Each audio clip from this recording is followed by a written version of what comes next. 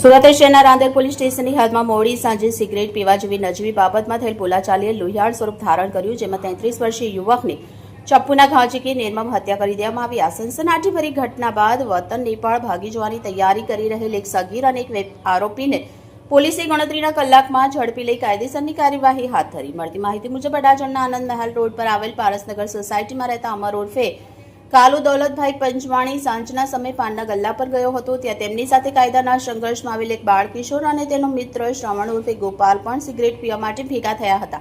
આ દરમિયાન સિગરેટ પીવા જેવી તદ્દન સામાન્ય બાબતે અમર અને બાળ કિશોર વચ્ચે ઉગ્ર બોલાચાલી અને ગાળાગાળી થઈ હતી। આ ઝઘડામાં બાળ કિશોરને મનમાં માઠું લાગી આવતા તે ગુસ્સામાં ત્યાંથી પોતાના ઘરે ચાલ્યો ગયો। ઘરે પહોંચીને કિશોરે રસોડામાં વપરાતું તીક્ષ્ણ ચપ્પુ લીધું અને ફરી બહાર નીકળી ગયો। ત્યારબાદ તેણે પોતાના મિત્ર શ્રવણ ઉર્ફે ગોપાલનો સંપર્ક કર્યો।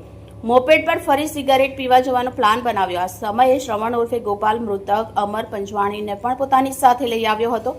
ત્રણેય જણા મોપેડ પર સવાર થઈ જઈ રહ્યા હતા ત્યારે ચાલુ બાઇકે ફરીથી તેમની વચ્ચે ઝઘડો શરૂ થયો। બોલાચાલી એટલી ઉગ્ર બની ગઈ કે મોપેડ ચલાવી રહેલા અમરે રામનગર સરકારી વસાહત પાસે ગાડી રોડની સાઈડમાં ઊભી રાખી દીધી।